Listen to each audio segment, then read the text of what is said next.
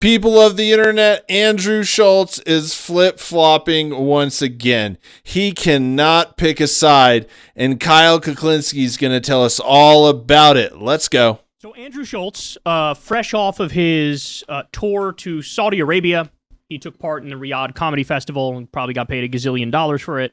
My guess is about $1 million for him, but who knows if it was on the top that somebody got paid on that was $1.6 million.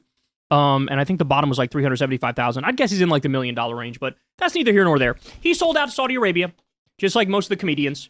And then, you know, in a humiliating fashion, sort of defended his decision-making and really launched in a tirade against all of the comics who criticized people going to Saudi Arabia. Because, you know, what's outrageous is being against selling out to a genocidal, bloodthirsty regime that has slaves and doesn't give women equal rights and bone saws journalists and did a genocide in Yemen. That's the outrageous thing. Not getting paid from that regime, criticizing people who get paid by that regime. So anyway, he goes, does his little routine, which, by the way, hilariously, he actually posted it on YouTube. And he comes back, and he decided he was going to interview Zohran Mamdani. And so he did an interview with Zohran Mamdani. The interview went well, I'd say, and they seemed to like Zohran to one extent or another. And as a direct result of that, you had the Ben Shapiro's of the world and, you know, the right-wing ideologues. They sort of went after Andrew Schulz. And basically their point was like, hey, man, you're new to this party of, like, supporting right-wing politics because he supported Trump. So shut the fuck up and get to the back of the line. Now you're flirting with Zohran and left-wing politics, so we don't fucking like you, right? You know, the thing is Andrew is just going all over the place, man. If you look at him, he was on the conservative bandwagon. Then what was it, like a month, maybe 2 months ago, he wanted to distance himself from the conservatives. And then his next move was Mamdani on the podcast to try and find a way back in with the left. And I'm assuming Kyle's going to tell us he's going after Trump and his support again. What we're seeing with all of this just back and forth, trying to, you know, get what he can get from each party with as little notice as possible, is that Andrew really has no identity. Andrew doesn't believe anything. Andrew doesn't care about anything. Andrew just wants to be a con man and tell this person this one. He's trying to gain favor right now, and he's burned all his bridges. And nobody wants to take Andrew. And here's Andrew just hanging out in the void now. And he's trying to make moves, you know, to show. But nobody believes in Andrew. Because Andrew, you know, double crosses them. He lies to them. He betrays them. So now we just see Andrew, you know, walking through the desert all by himself. And I think at some point, Andrew will break. And you just listen to the podcast Brilliant Idiots with Charlemagne the God, and Andrew's always complaining about the critiques, the internet, YouTube, just about everything. I mean, the last couple episodes, just he's so bothered by this political thing, but he just doesn't get it that you built this world. You made this political world that you put yourself in. You put yourself there. And now, what did you think people were going to do? It's like the right doesn't want you, the left doesn't want you because you turn their back on both sides. And I don't know what Andrew does. It's good for him, you know, that he got that Saudi money, because I don't know who's going to want to do anything with him. He's really showing his true colors, and he doesn't have any values, and he doesn't have any kind of identity. And it's sort of like the mirror image of my reaction, because when he had on Donald Trump and he gave him a hot stone massage and he didn't ask him tough questions and he was like, hang out with the bros, man. I had the same reaction. Like, you don't know what you're doing. You don't know what you're talking about. You don't know what you're doing. If you're going to get involved in the political arena, you have to know some shit about politics. You have to know some shit about policy. You have to know what the stakes are. And he doesn't. And he doesn't care, because he does the whole comedian two-step of like, Who, me? I'm a big political player. But also, if you criticize me for being a big political player, I'm just a comedian talking shit, bro. So, like, whatever. I could just say what I want, do what I want. Like, I don't have any responsibility to my audience to fucking know what I'm talking about.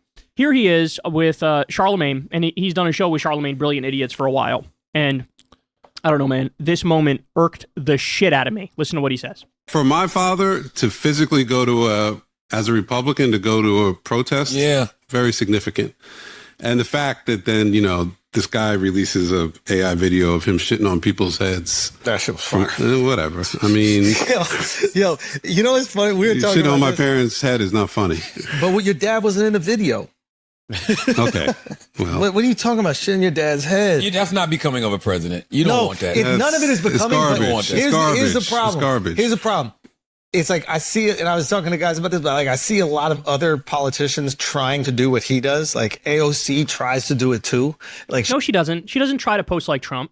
She fights sometimes on Twitter, but she doesn't try to post like Trump. Gavin Newsom in his press office, he's mirroring Trump shit, the way he talks, his cadence, his rhythm, his capital letters, and all that stuff. He's mirroring it to hold the mirror up to the right and go, see, is this the fucking politics you want? Fine, this is the politics you get. Right? Yeah, I don't know about that. Like we're gonna see more politicians like that, because I honestly don't think Gavin Newsom's doing it to hold up a mirror. He's doing it to get attention, to become a better candidate, which possibly could be president. That's just my thought, and I don't think about this stuff. But it's just like whatever works, people are gonna do. But back to Andrew Schulz on this episode. I've watched most of this episode because I've been particularly interested in Andrew Schulz and what I consider to be like a legit downfall in the making, and possibly in the future, like beginning, if this isn't the beginning of it right now. And Andrew in this episode is just kind of a jerk. He's just turning into a guy that's your friend that you liked, but then all of a sudden he just like becomes a dick, and he's just insulting all the time and dismissive. And this episode is really, if this is the one, that guy he was talking to just now, I think this is the one in the beginning of the episode. The guy says, I'm Irish. And Andrew's like, oh, so everyone's trying to be Irish. Stop that shit. He's really rude to him. And he's like, no, I have very deep roots in Ireland. And he's like, oh, yeah? Are you moving to Ireland? And the guy's like, yeah, I'm moving to Ireland. And he's like, stop it. That's stupid. He's like, no, I want to explore my heritage, and I'm going to give up my life here and live there. And that is the start of the podcast. And Andrew is just a big jerk. I think this backlash is also making Andrew act like a child. And he's just becoming bratty is probably the best way to describe him. Just difficult, annoying to have around, like just always brings the mood down, shuts down everybody. And I think this is how Andrew, maybe he's clawing on to the last con he has. But, Andrew Schulz is becoming revealed in all of this, and nobody likes it. I thought there would be like a fight. Most of the reason I listened to it is because I thought that guy was going to be like, piss off, right? It's just like, I think Andrew's becoming unbearable. And people just aren't putting up with it anymore. That's what's going on. It's only Gavin Newsom's press office. They're the ones who are doing it, and they're doing it to expose how fucking ridiculous it is. AOC's not doing that shit. She's not doing that shit. She's fighting on Twitter, but she's not trying to be like Trump. Trying to do what he does. Like AOC tries to do it too. Like she's trying to own people on Twitter. And it's like, if Trump just got a thing where he's funny. It is what it is. We all acknowledge this. He is funny, so he gets away with shit that most people can't get away with because he's funny. But when I see the other politicians doing it, it just comes across so cringe. I don't think that they're getting the benefit. What are you talking about? He's very cringe. That's why So did you hear what he said? Charlemagne and the other guy said, it is cringe. What are you talking about? In other words, you're just wrong. Like, it's not funny anymore with Trump. Maybe you could argue there was a time when it was kind of funny. When he was, on the debate stage in 2015 or 2016, and, Megyn Kelly says, you've called women fat pigs and this and that. And he goes, only Rosie O'Donnell. And he got a good big laugh from the audience. It's like, yeah, at a time that's funny. It's not so funny when you're literally destroying the country on a daily basis. Then it comes across as, oh, wait a second, he's actually unhinged. He's actually unhinged. Let's keep going. That's why the only one it works for is Gavin, because Gavin is actually letting people know I'm mimicking him. Yeah. I'm not trying to do a cheap second-rate version of Trump. I'm actually It's a mirror. mimicking him. It's a mirror. It's a mirror. It's the mirror effect. Gavin is just like such a sociopath. This is just Democrat derangement syndrome. That's what it is. Andrew Schulz has it. It's Democrat. No, I just don't agree. Whenever somebody does something successful, people will copy it. It's just the nature of people. And I don't think another politician like Gavin Newsom is any more trustworthy than any other politician. Right? I just don't trust politics in general. I mean, just look at the track record. It ain't in our favor and never will be. So I don't know if he has some like altruistic, motives for holding mirror. I think they're battling it out and he's trying to get attention. That's what politicians do. So that's my initial. I mean, you may not like my initial reaction to it, but whatever can get a politician more attention, which leads to them getting voted in, which leads to them getting power, right? They all want power, money, and success. That's what they're going to do. So I think Gavin Newsom was the one that figured it out and be like, let's just fire it right back at him. Because if you look, it's so bizarre. If you look all over social media, like politicians are posting like updates, like new laws, like life changing shit on their Twitter. No official like announcement. It's just like, yeah, we voted to change this law. Happy Tuesday. Like and they're posting their fights with other politicians. And I'm just like, bro, how did we get here? It's just, people didn't even notice. It happened so quickly.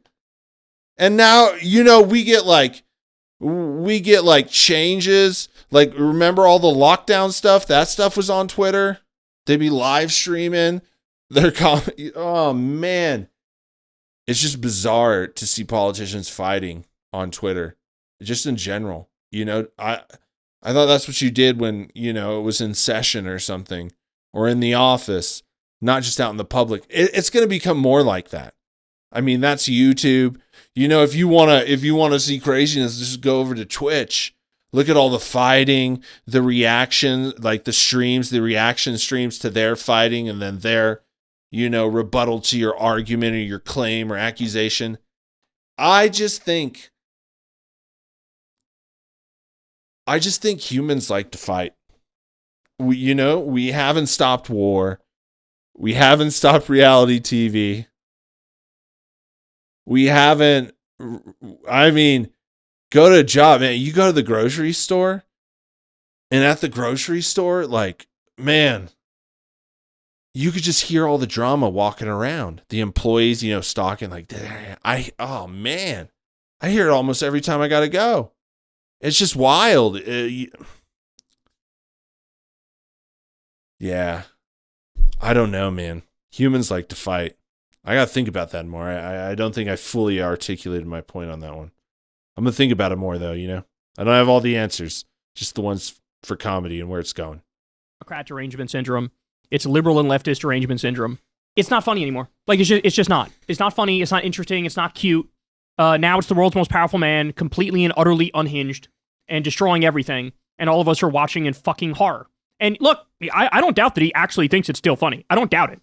But that's why, you're still hanging on to like this anti-woke comedy thing is really where it's at. Like, no, I don't know if you noticed, there's like 17,000 fucking YouTube channels now dedicated to shitting on the entire Rogan sphere and exposing how you guys are hypocrites and you're full of yourselves and you're not funny and you all hit the same fucking 4 topics over and over. How many times are you going to tell a fucking trans joke, right? And so, just totally out of touch. Just totally out of touch. So let me remind everybody, the video that he's saying, bro, that was so funny. Watch this. I can't play the audio because it's danger zone and we can get copyrighted for that. But just watch. So Trump hops in a fighter jet that says King Trump on it, and he's wearing a fucking crown, and he does this.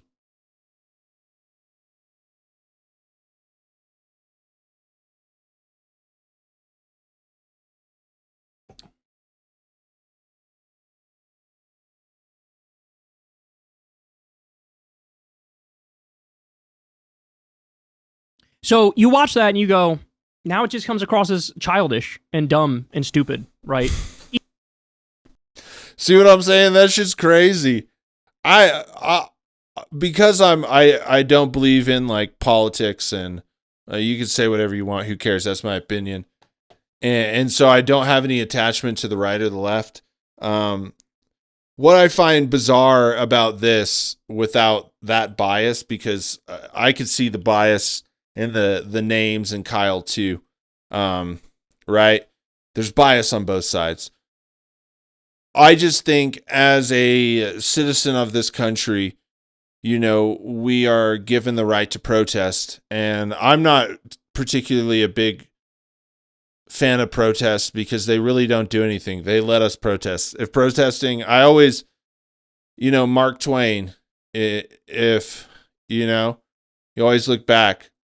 If he said something about if voting worked, they wouldn't let us do it. And that's how I look at everything we have. Like the protesting doesn't bother them. I'm not a big fan, but we are given the right to protest. And even if you agree or disagree, as long as it's like safe and a peaceful assembly, like a president, that's the thing. A president shouldn't be doing that, because a president, no matter what side, those are all your people that you pledge to protect and to uphold their rights and freedoms. So for me, that's just like, it kind of sucks, because you're right, I don't agree with a lot of this shit. I think there's a lot of dumb shit, but if it's safe, it doesn't break laws, and it's a right or freedom, you should allow that. But power is always corrupt, so here we are, you know, losing freedom every day, brother. Even the whole thing about like, oh, you say we want to be a king. Well, we'll own you by putting on crowns, right? And it's like, yeah, but you actually do want to be a king. That's the thing, right? It's like, it's not a joke anymore. It's like the old thing where, you know, the right used to troll and it used to like jokes about being pro-Nazi. And then eventually it just became like, no, we're actually in favor of the Nazis. And so like the thing that starts out as the troll becomes reality. Just like now what they're doing, Trump 2028, the hats that say Trump 2028. And they joke and they meme about it, and fucking JD Vance does it. Eventually it'll be, no, he's going to try to stay in for 2028. That's actually what's going to happen. And you look at the list of shit they're doing in order to try to steal 2026 and steal 2028. So it's not fucking funny when it's not a joke. Like, it's actually not a joke. And if he had his way, if he had the manpower, if he had the ability, he would have rounded up all 7 fucking million people. In fact, he signed NSPM 7, which is a whole of government approach change where they say, instead of going after fucking drug cartels or Al-Qaeda or using our intelligence for the shit the intelligence should be used for, they say, you need to spy on every single person who's anti-Christian, anti-American, anti-capitalist, an extremist on race or gender or immigration. This is what they say. So in other words, if you disagree with this regime, you're a terrorist or terrorist adjacent, and we can fucking spy on you, we can investigate you, we can... Yeah, I mean, they were going to do that anyways. I don't know why they pinned that the other side. Like, look at Snowden. That was under Obama, right? You know, I mean, I think those organizations run the president, not the other way around. So it doesn't matter who's in there. They're going to find more ways. I mean, the books. People were writing books about this. Like, you know, everyone 1984. People were writing books about other people had these feelings about power. You know, this isn't something new, and people before us were writing these things, sharing these things for the future to warn us. You know what I mean? Humanity, as soon as, settling in Mesopotamia, and people could claim land and could trade and could build up big supplies because they, you know, ended the hunter-gathering phase. Yeah, as soon as you could own property, as soon as you could own things like that, and you could own land, the game of power, right? Progressed significantly, and it's been that way ever since. And it's just, you know, back with like less technology, instead of cameras, they paid people to walk around and keep tabs on things and to spy on things. You know what I mean? Power is paranoid because power is corrupt, and power knows it's wrong, and power knows it oppresses. So power is very paranoid, and out of that paranoia, We get less privacy. It's crazy. I'm just always baffled that if you had like power like that and you had ultimate wealth and basically the freedom to do whatever you want and no accountability, why would you not just do something good? I couldn't imagine, I imagine sitting up there where these billionaires and all these, one percenters, the people that make the decisions for the world, right? I imagine they're up here and they're just all looking down on the world. I just don't know why you'd want to just, just spread terror and destruction instead of like, dude, I always thought, man, if I had like created life, I would have just created like festivals and little cooperative villages. You grow food and make things for your little village, and at night you get together with the other villages and you have like a big festival. Some people's jobs are to be musicians, and it would have been a lot cooler. But people go crazy. I mean, technology, like what else do we need? I'm not going to Mars. Can we stop with the technology and focus on the human like recovery from all of this brutal oppression all throughout time for the lower class,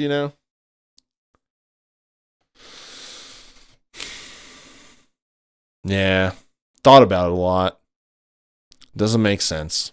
In your life, we reserve the right to kill whoever we want. We're going to do a story on this tomorrow, but the Pentagon is saying we reserve the right to kill whoever we want because if you're affiliated with the narco-terror groups that we say, and there's no evidence these motherfuckers even exist, but we say they're coming into the country. If we say you're affiliated with them or affiliated with Antifa, you're a threat to the country, we can kill you, and we don't need to prove anything. We don't need to go to a court. We don't need to say anything. We don't need to do anything. So basically, he is saying, I have the powers of a king. He blew off how many fucking court rulings, sending 288 people to a concentration camp in El Salvador, and then now trying to send fucking Kilmar Abrego Garcia, who's innocent and didn't do anything wrong, to like Liberia or some shit. Like, what are we talking?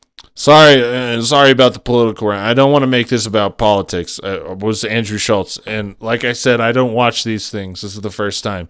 So I'm sorry about his political rant. You can agree, disagree, whatever. I try not to focus it too much on politics, just the politics that are in the Rogan sphere and that they're involved in. So hopefully he'll get back to Andrew Schulz. About here, it's not funny because he's actually serious when he says this stuff, when he does this stuff. And so I think that's why people are beginning to turn on Andrew Schulz in particular, is because Andrew Schulz positioned himself as like, I'm like the Rogan sphere political guy, right? Like, I'm like the most political of the Rogan sphere comedians, right up there with Tim Dillon, for example. Oh, yeah. Oh. And what people noticed is, oh, shit, you don't know what the fuck you're talking about. Like, you have no idea what you're talking about anything. You couldn't tell me the first fucking thing about Trump's foreign policy, about how he increased drone strikes 400%, and now he's bombing ships off the coast of Venezuela, and he illegally bombed Iran, and he illegally bombed fucking Yemen and Somalia. You don't know that shit. You don't fucking talk about it. You don't know that shit. You don't know the first fucking thing about his economic policy and how he's cut taxes for the rich and raised taxes on the working class. You have no idea about him freezing the fucking SNAP money, which means 40 million people are starving at the same time. He's throwing a roaring 20s Great Gatsby billionaire party in Mar-a-Lago with a bunch of plastic hose down there. Yeah, I think it's pretty crazy of Andrew Schulz to go into that politics field and claim such a large try to claim such a large percentage of that space, and like the status of a top tier political guy, you know what I mean? I think that's pretty crazy, because if you go into that politics space, it's just absolutely wild, especially like real political journalists. Their job is basically to research everything. These guys are just top tier on their policy. They're top tier on candidates, what they've done in their past, all of this stuff, like especially on the events, the political events, and what happened this year with this president, with this senator. Like, these guys are nerdy as hell about this shit. And I guess thinking about that and how tough an opponent that would be to get into that space, and he went in there with some arrogance, which makes it even worse. I just think now these journalists having to put up with it are now going to shred him apart. And look at Kyle. That's what he's doing. Yeah, I don't know a ton about Kyle. And to be honest, these videos with some politics in them, you've seen me. I will look at the right or the left. If they're talking about the Rogan sphere, I want to watch it. And I want you to see it too. Because this is history. If anything, I am preserving Rogan sphere history. And technically,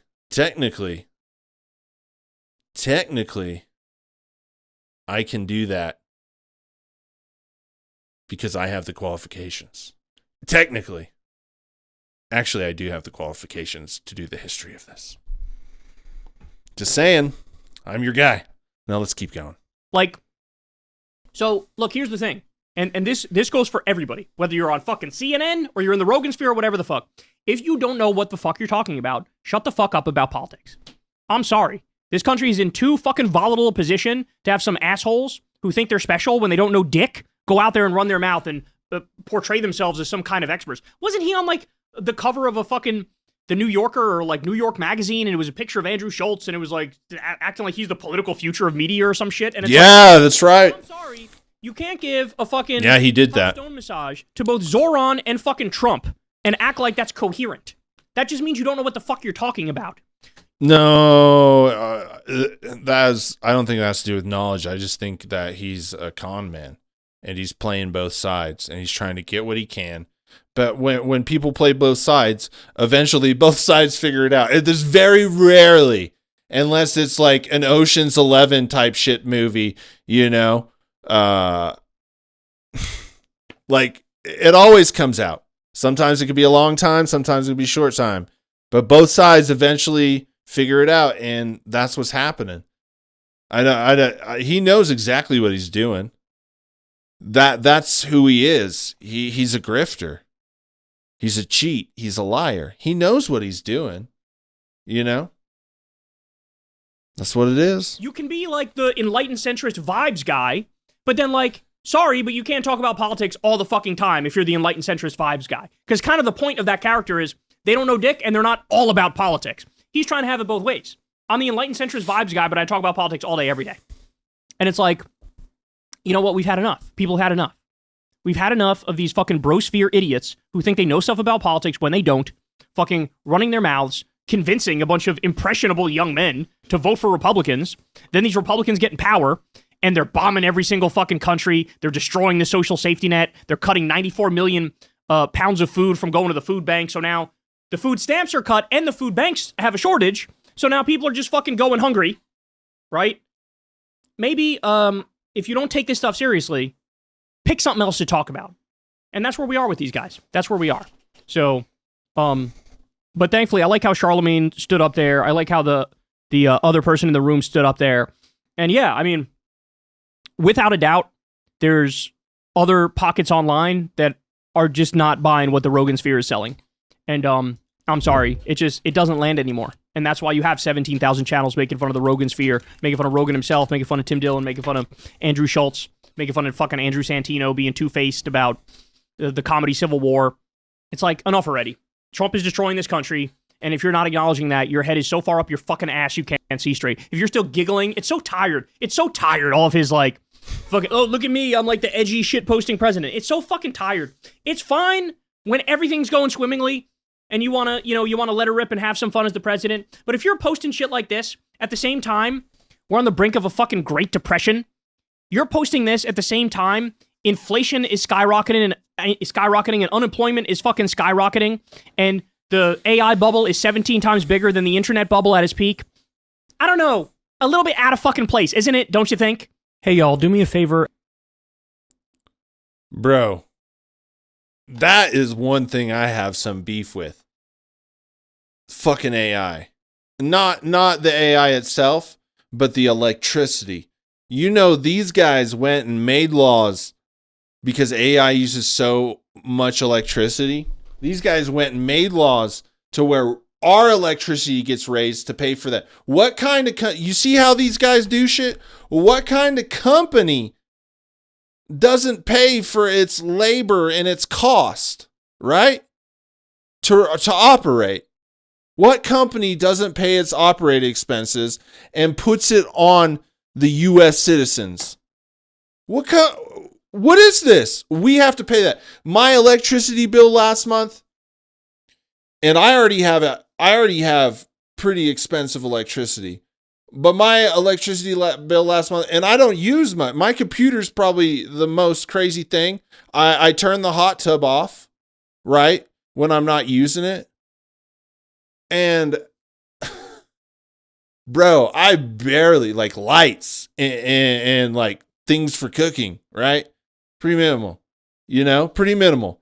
My bill last month, Lord, because of that AI shit, Lord, I was just like, what? I was expecting, what? What? It was crazy,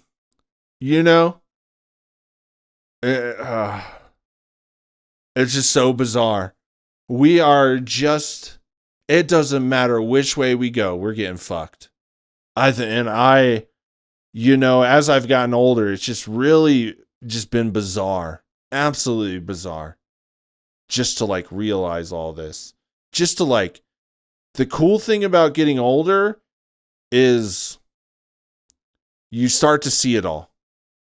You start to see it. Like one of the first things you do is like people in their 20s and younger, when you get in your 30s, you go, oh, that's what older people were telling me, right? And you start to see that, and you go through, and you feel like you're getting smarter because you're realizing how dumb you were when you're in your 20s.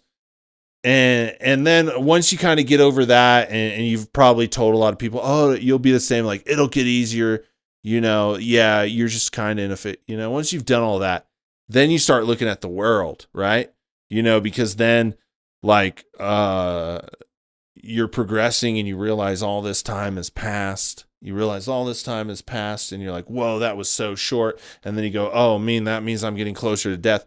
Then you start reflecting on things. And I think that's where I'm at. I'm just reflecting and going, they told me this up until this point, and they're telling future generations up until this point, this. But really it's this. And this is why they tell you this, because they don't want you to know this. And it's not a conspiracy, and it's not crazy. I don't even know why people still believe in any of these people. You saw the president tell you this. He didn't do this back in 2000. Then you saw the other president tell you this, and he didn't do that. Then you saw this president tell you this, and he didn't do this. Then you saw this president tell you this, and he didn't do this. Then you saw the president that was president before the president tell you this, and he didn't do it neither. What are we doing? I don't know. I don't know much about life, right? And I don't have all the answers, but I know power always corrupts, and corrupt power is always corrupt. And here we are, realizing after the, new president vibes wore off, then the realization that the president, like all presidents before him, are serving their other master, and that ain't people. So I don't know. And Andrew Schulz got himself caught up in that game. And that game is dark, murky, bloody, shark-infested water. Andrew's going to find out the hard way. And speaking of shark-infested water, just really quickly, has anybody seen that new horror movie, Dangerous Animals? Basically, it's a guy that has like a fishing boat, and he just kind of, I guess, boats around little coastlines on California or something. I don't know where, but he's a serial killer, and the way he kills people with sharks is crazy. And I have to say, it's the best horror movie of the year. I absolutely loved it. I'm obsessed with great white sharks. Something about it my whole life. And I love shark movies. I always see shark movies. You see, I have movie posters here. I actually have framed Jaws poster right over the toilet. Yep, I love shark movies, and it is the best horror movie of the year. So I recommend it. I think it's streaming. I always get Shudder during Halloween, because that's the month you have to binge horror movies the most. And Shudder doesn't update hardly at all. And if I want to see a new horror movie, well, you can just buy it on the app or find other ways. You know what I mean? But Dangerous Animals, I think it's on the streaming apps. But awesome. The serial killer, good acting. Yeah. Awesome movie. Anyways, what do you think about Andrew Schulz flip-flopping again? We should have seen it coming. I just don't understand how you can flip-flop so much. I understand this is what you do in a flip-flop, like maybe once a year, once every 2 years. But like couple months? That is crazy. But Andrew Schulz gonna do what Andrew Schulz do.